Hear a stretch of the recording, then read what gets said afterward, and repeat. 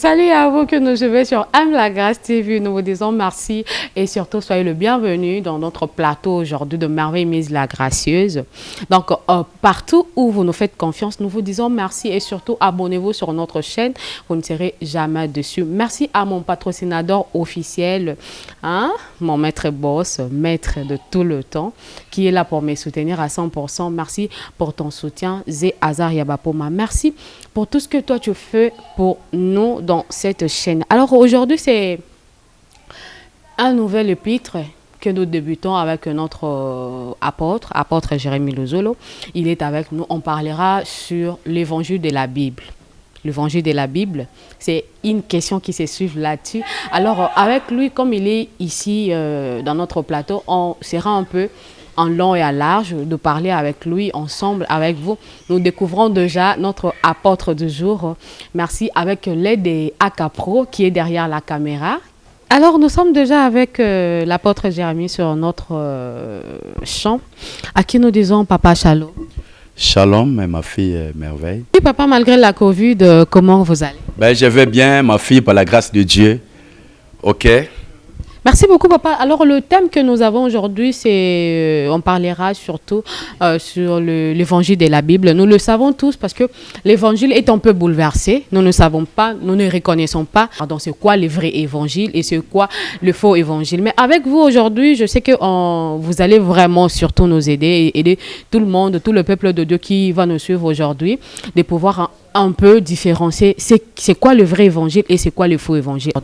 Ok, merci pour la question. Mais avant que je ne débute à expliquer le thème d'aujourd'hui sur l'évangile, voilà, je tiens à saluer tous les internautes, nos abonnés. Abonnez-vous massivement, s'il vous plaît. Et puis, je bénis celui qui nous regarde, ou la personne qui nous regarde, que le Seigneur te soit favorable. Ok, l'évangile d'abord vient du terme grec qui veut dire Evangelio. Evangelio qui se traduit en français la bonne nouvelle. Voilà, par définition, c'est cela, la bonne nouvelle. Merci. Alors, la bonne nouvelle, comment doit-on savoir que c'est celle-ci la bonne nouvelle? Comme j'ai dit, l'évangile vient du grec Evangelio qui veut dire la bonne nouvelle. C'est-à-dire la bonne nouvelle là, c'est ça l'évangile. Ok, c'est ça l'évangile. Donc nous allons plus employer le terme évangile parce que le sujet que nous allons développer et pendant 30 minutes, c'est l'évangile. Ok. La question, comment distinguer le vrai du faux évangile? Ben, pour rentrer directement au vif de notre sujet, nous sommes dans Matthieu chapitre 24, rapidement. Matthieu chapitre 24, le verset 14. Matthieu chapitre 24, le verset 14. Et là où je vais tirer, ok, le sujet, notre sujet de cet après-midi. Matthieu 24, rapidement. 14. Il est écrit, ok, il est écrit, cette bonne nouvelle du royaume sera prêchée dans le monde entier pour servir de témoignage à toutes les nations, alors viendra la fin. Donc, nous voyons que l'évangile, comme je venais de le dire, signifie la bonne nouvelle. Je vais donner l'exemple. Il y a quelqu'un qui vient te dire que non, ma sœur Merveille, tu as reçu un colis, ok. Dans ce colis-là, qui vient de DHL, il y a un passeport, il y a un visa, ton visa pour les États-Unis et un billet aller-retour. Et puis, le séjour déjà payé, ok, dans un hôtel de 5 étoiles. Ne c'est pas pour toi une bonne nouvelle. Voilà, ça aussi une bonne nouvelle. Non, celui qui veut voyager, celui qui veut se marier, celui qui son entreprise prospère, celui qui a la promotion, tout ceci sont des bonnes nouvelles. Mais Jésus dit quoi dans Matthieu 24, 14? Il dit, cette bonne nouvelle du royaume qui sera prêchée dans le monde entier.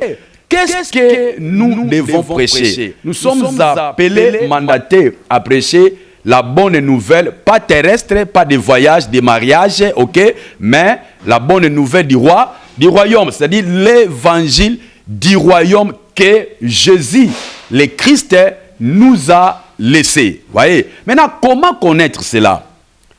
Parce qu'il y a l'évangile terrestre qui se prêche aujourd'hui. Comme je venais de le dire, ce sont des bonnes nouvelles.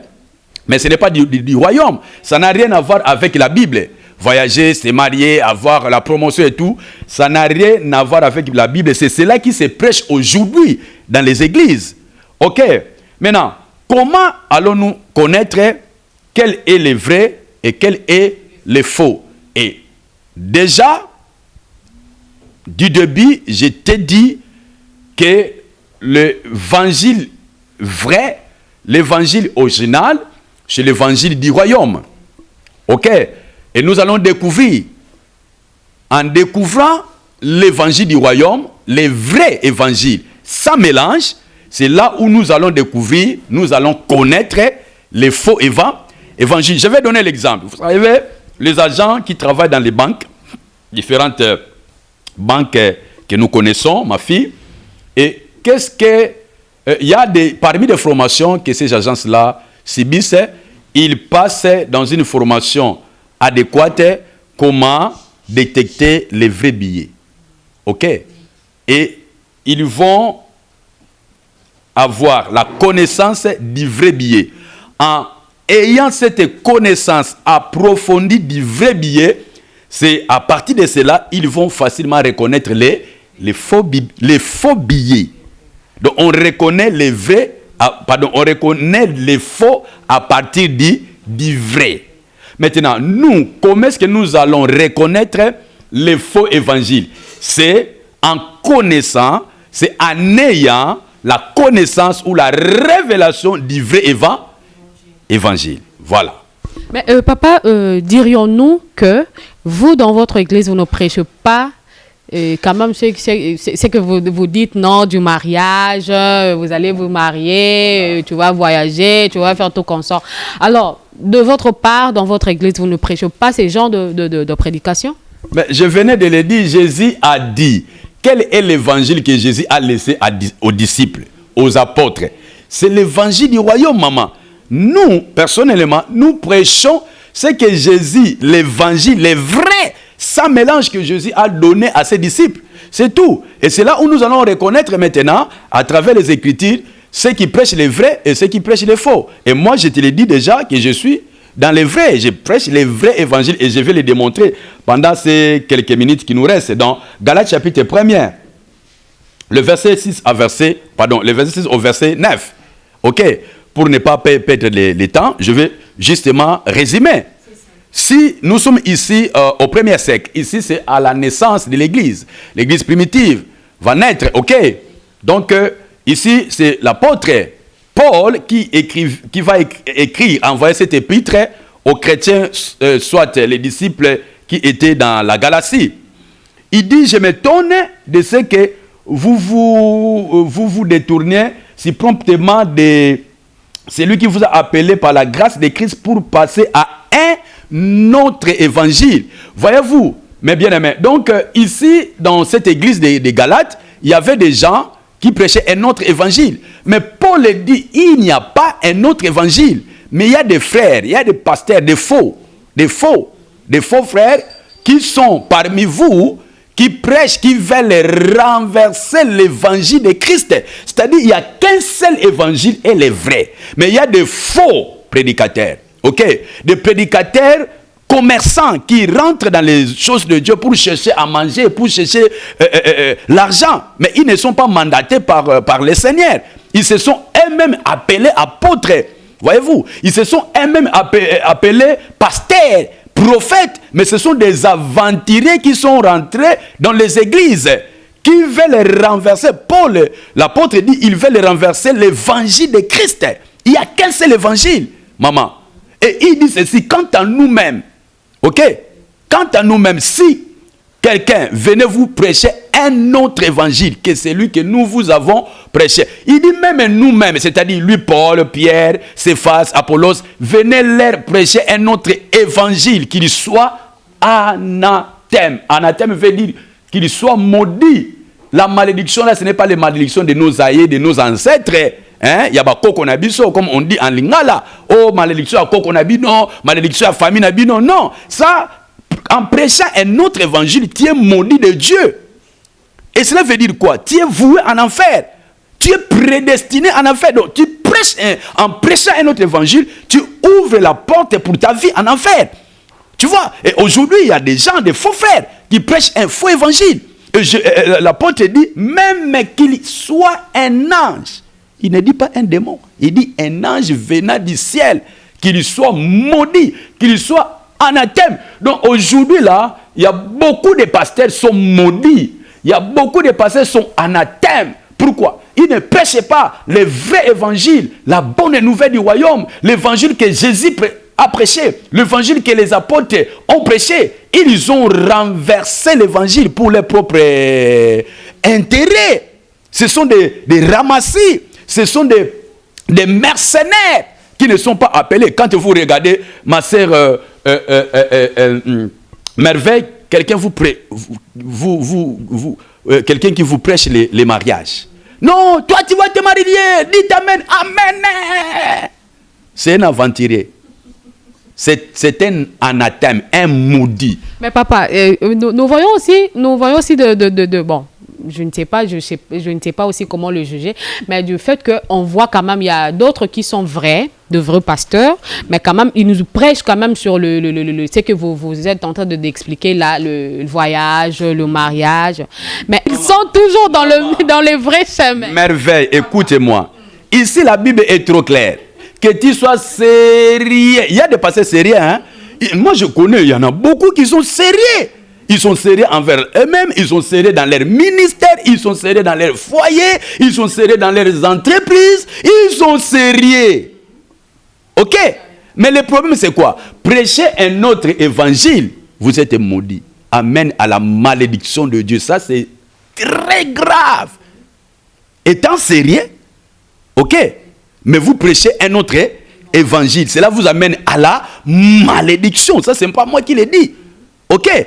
Parce que même dans le livre de 2 Corinthiens, chapitre 11. Est-ce que nous sommes ensemble là? Oui.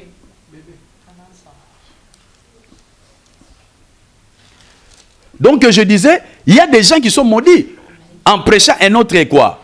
Un autre évangile. Voilà. En entendant que je suis en train de chercher ces passages bibliques, ok?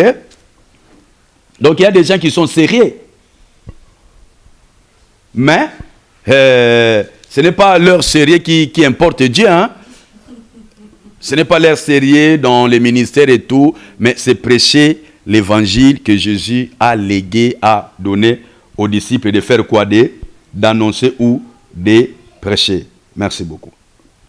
Voilà, je disais dans 2 Corinthiens chapitre 11, regardez, 2 Corinthiens chapitre 11, le verset 3, regardez ce que la Bible dit. Toutefois, de même que le serpent séduisit Ève par sa ruse, je crains que, ici, c'est l'apôtre Paul qui adresse cette épître à l'église de Corinthe. Il dit, je crains que vos pensées se corrompent et se détournent de la simplicité à l'égard de Christ. 4.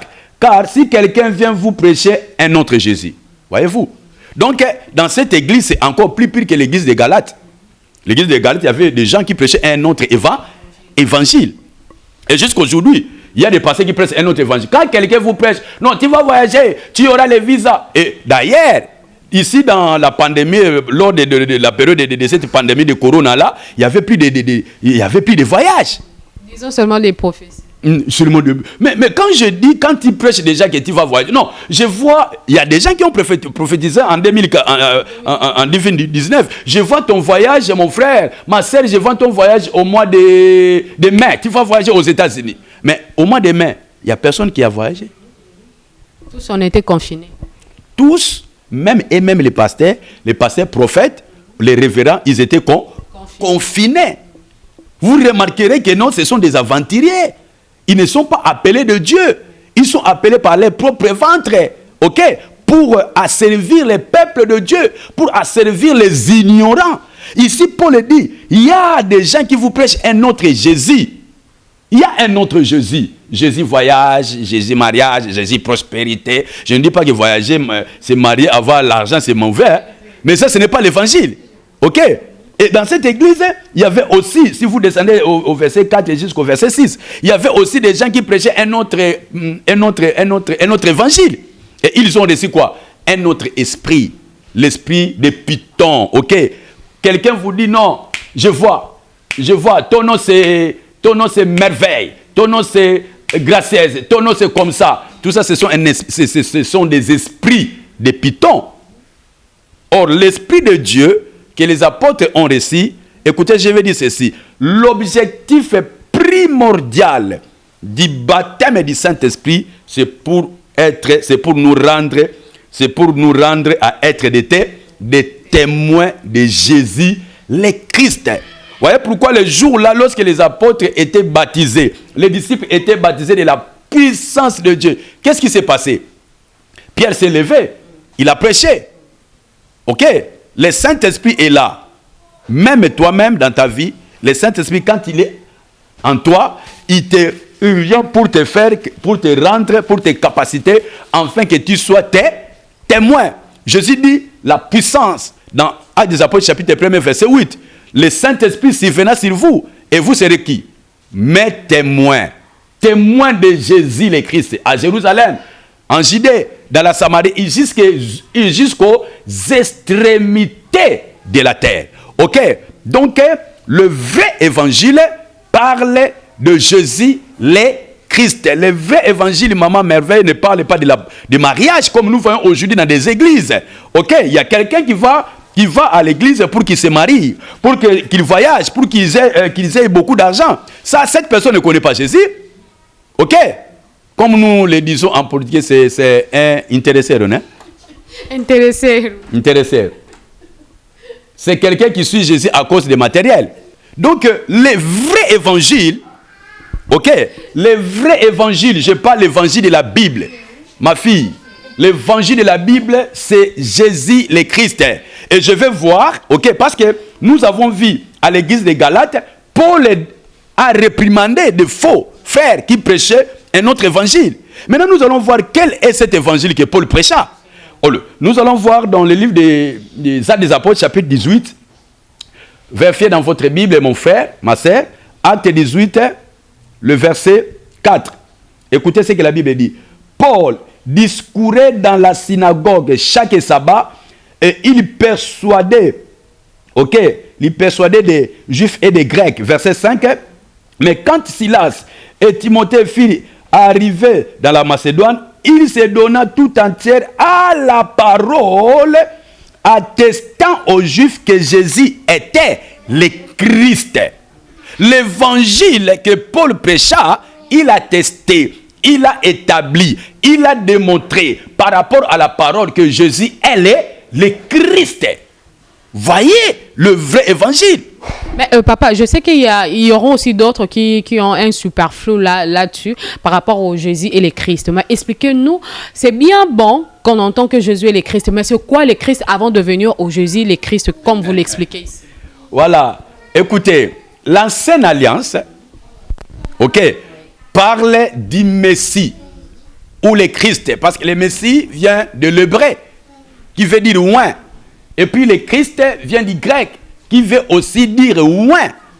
Ok?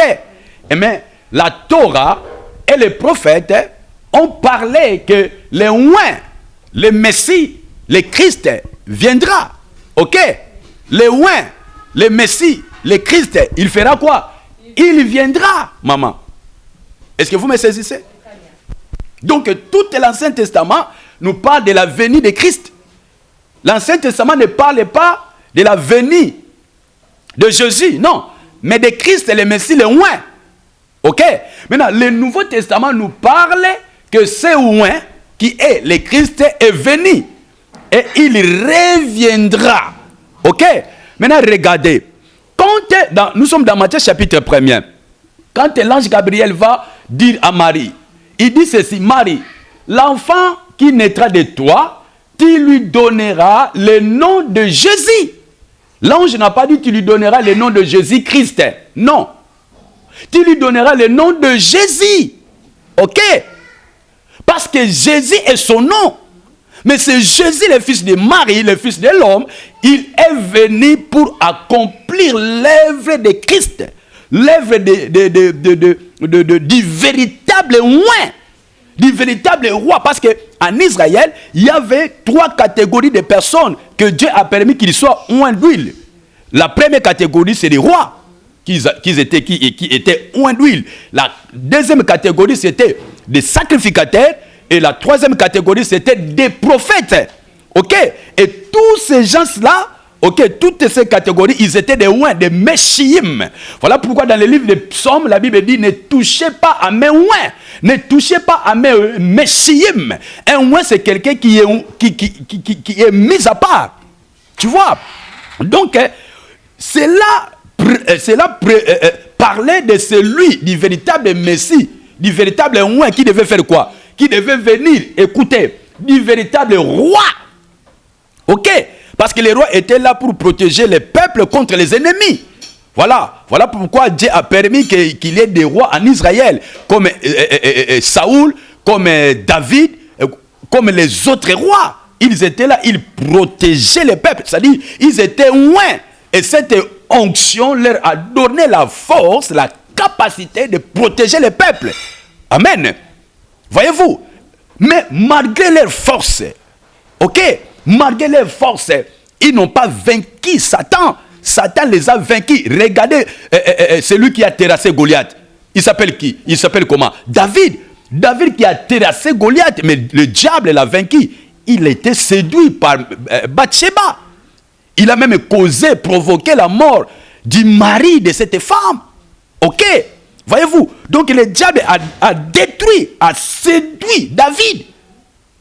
Cela nécessitait quoi? Qu'il ait un véritable roi qui devait venir, non pas pour vaincre Goliath charnel, mais le Goliath spirituel qui est Satan. Et le véritable roi, le véritable Christ, le véritable oint, c'est Jésus.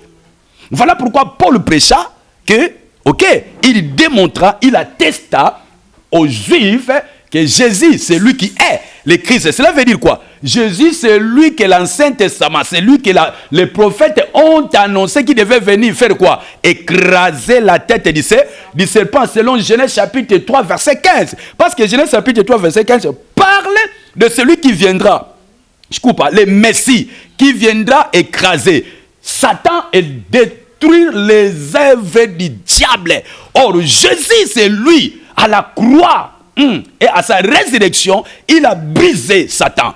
Alléluia. Il a détruit les œuvres du diable. Voilà pourquoi la bonne nouvelle que nous devons prêcher dans le monde entier, de témoigner que Jésus, c'est lui, le Christ, c'est lui qui a vaincu Satan, le véritable roi. Ok? Le véritable roi, c'est lui qui a détruit les œuvres des ténèbres, le véritable roi. Et deux, Jésus est le Christ, c'est parce que c'est lui qui a rempli la fonction du véritable sacrificateur, maman. L'évangile, c'est ça. C'est la parole de Dieu. Ok? Celui qui a la révélation de la parole de Dieu, il connaît l'évangile. Tu peux prêcher la parole et ne pas connaître l'évangile. Ok? Donc, comme je disais, l'apôtre Paul expliquait, démontrait par rapport à la parole que Jésus, c'est lui le Christ. Quand je parle que Jésus, c'est lui le Christ, c'est-à-dire Jésus est le Christ, c'est lui la bonne nouvelle. Est-ce que vous me saisissez? Jésus est le Christ, maman, c'est lui l'évangile que Pierre prêcha, que Paul prêchait, que tous les disciples ont prêché.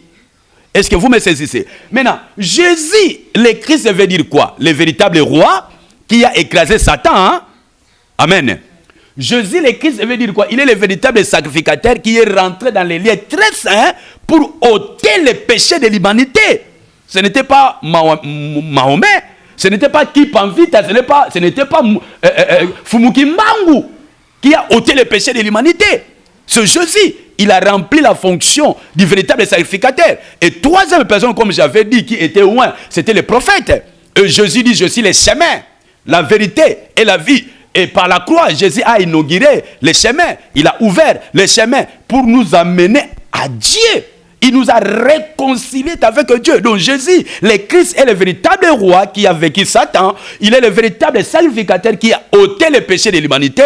Et 3, le véritable prophète qui a réconcilié l'humanité avec Dieu. C'est ça l'évangile que nous devons prêcher. C'est ça l'évangile que les Africains, les Européens, les Américains, les Asiatiques, le monde entier, ok, devaient écouter. Voilà pourquoi, dans 1 Jean chapitre 5, verset 1, qu'est-ce que la Bible dit? Quiconque croit que Jésus est le Christ, il est né de Dieu. Maman, quiconque croit que Jésus est le Christ est né de Dieu. Pour être né de Dieu, tu dois croire que Jésus est le Christ. Est-ce que cet évangile est prêché? Ce qui est prêché plus... Cet évangile est prêché. Hein? Je ne pense pas. Les gens prêchent, venez à Jésus, vous aurez des mariages. Ça, c'est l'évangile. Ça, c'est l'évangile. Ça, c'est des aventuriers, c'est des aventures.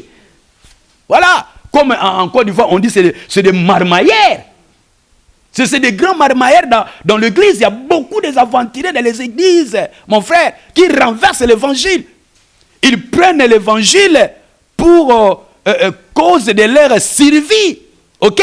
Ils transforment des pierres en pain pour manger. L'homme ne vivra pas du pain seulement, mais de toutes les paroles qui sortent de la bouche de Dieu. C'est l'évangile qui témoigne que Jesus is the Christ. Jésus est le Christ, le véritable roi. Voilà pourquoi lorsque tu crois que Jésus est le Christ, tu es délivré. Paul dit, il n'a point de condamnation à celui qui est en Christ. Lorsque vous avez cette foi, ça c'est la foi correcte. La foi correcte, maman miez, c'est croire que Jésus est le Christ. Lorsque vous croyez que Jésus est le Christ, vous êtes réellement libre. La Bible dit, vous connaîtrez la vérité et la vérité vous affranchira. Donc, lorsque vous croyez que Jésus est le Christ, vous n'aurez plus le temps de couper les liens. Je coupe les liens de famille, les liens de la famille, de la maison de mon père, la maison de ma mère, les liens. Tu n'auras plus le temps parce qu'en croyant que Jésus est le Christ, tu es réellement libre. Voilà. Mais il y aura aussi des gens qui diront que non, on a déjà accepté, bon, accepter, je ne sais pas si c'est le terme, comme l'autre fois vous m'aviez quand même eu à corriger, que penser qu'ils vont croire que non. Accepter Jésus-Christ comme Seigneur et Sauveur, vous serez un peu sauvé ou vous serez né de nouveau. Je ne sais pas, c'est une parenthèse là, comment expliquer? D'abord, je vais corriger cette expression. Je vais corriger cela. Nous devons être sérieux, l'homme de Dieu, s'il vous plaît. Nous devons être sérieux, les servants de Dieu. L'expression là, crois au Seigneur Jésus comme ton Seigneur et Sauveur, ne se trouve pas, dans la Bible. Ne se trouve pas dans la Bible. Dans Actes des Apôtres chapitre 16, verset 31, c'est là où Paul va dire à ces geôliers romains qui voulaient se tuer. Et ces geôliers romains va dire à Paul, que dois-je faire pour être sauvé? Le problème, c'est le problème du salut. Le monde, bien-aimé, nous courons Jésus, qui est le Christ, revient bientôt. L'Église doit connaître cela. Ok? Le problème, c'est le problème du salut. Ce n'est pas le problème de voyager.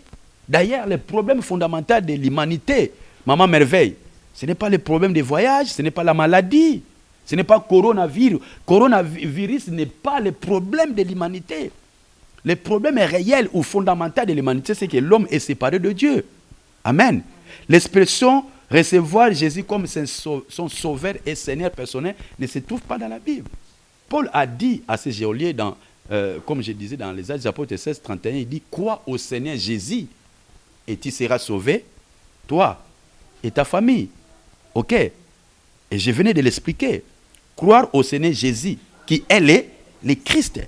Croire au Seigneur Jésus qu'il est le Christ, c'est alors que tu seras sauvé. Voilà pourquoi l'apôtre Jean venait nous donner un verset biblique qui parle du standard, du salut, du standard pour être né de Dieu, né de nouveau. Il y a qu'une seule condition, maman. Ce n'est pas faire la prière, Seigneur Jésus. Non. Tu prêches sur les mariages, tu prêches sur les voyages, tu prêches sur la prospérité, et après tu dis venez recevoir Jésus. Mais ça, c'est des aventures. La seule condition, maman, que la Bible nous dit, pour être sauvé, pour naître de Dieu, il faut croire que Jésus est le Christ. C'est tout. Papa, merci. Nous croyons à Jésus. Mais il y a toujours de persécutions qui nous suivent. Il y a toujours de noms de famille qui nous condamnent. Il y a toujours disons, la routine qui nous suit. Alors, comment faire dans ces cas? Comment faire dans ces cas? Nous croyons. Je dis ceci, je reprends. La véritable foi ou la foi correcte, c'est de croire que Jésus est le Christ, le véritable roi qui a écrasé Satan. C'est-à-dire, si tu crois de cette manière, c'est que Satan aussi dans ta vie, il est écrasé. Amen. Si tu crois de cette manière, c'est que les œuvres de ténèbres dans ta vie sont écrasées. Le véritable sacrificateur qui a ôté les péchés de ta vie, tu n'es plus condamné. Et toi, le véritable prophète qui t'a ramené à Dieu. Amen. Regardez, quand Adam et Ève étaient avec Dieu, ils n'avaient pas de problème. En Éden, il n'y avait pas de problème. Pourquoi ils étaient avec Dieu? Je venais de dire, le problème de l'humanité, c'est que l'homme est séparé de Dieu. Comme l'homme est séparé de Dieu, il a besoin de Dieu.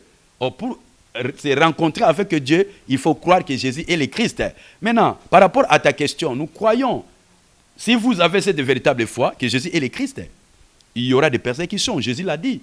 Vous serez persécutés. On vous tuera. OK? Vous aurez des persécutions. On vous accusera faussement. OK?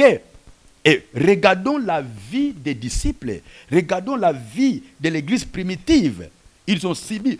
C'est-à-dire, dès qu'ils ont commencé l'évangélisation mondiale, et c'était l'apôtre, c'était Jacques qui a été décapité. Voyez-vous? Et après, c'était qui? C'était Étienne qui a été lapidé à cause de l'évangile. Mais Jésus les avait déjà préparés à la persécution, même à la mort. Même dans Actes des Apôtres, chapitre 1, verset 8, quand Jésus dit, vous serez mes témoins, témoin en grec veut dire martyros. Martyros, c'est-à-dire vous serez mes martyrs, c'est-à-dire vous allez payer de vos vies à cause de moi, à cause de ces témoignages que je suis le Christ. Amen. C'est-à-dire la vie de celui qui croit que Jésus est le Christ, c'est la persécution, la mort, la famine, tout ça. C'est une vie normale. Ce n'est pas la malédiction, ce n'est non plus des sorciers, des démons. C'est une vie normale. Parce que lorsque nous comparons cela avec la vie des premiers disciples, ils ont subi. La Bible dit dans le livre des Hébreux, on parle des héros de la foi. Il y a certains mamans, ont été sciés. Il y a certains disciples ont été, bien-aimés, lapidés, brûlés vifs. Est-ce que vous me saisissez? Mais l'évangile qui se prêche aujourd'hui, les faux évangiles, comme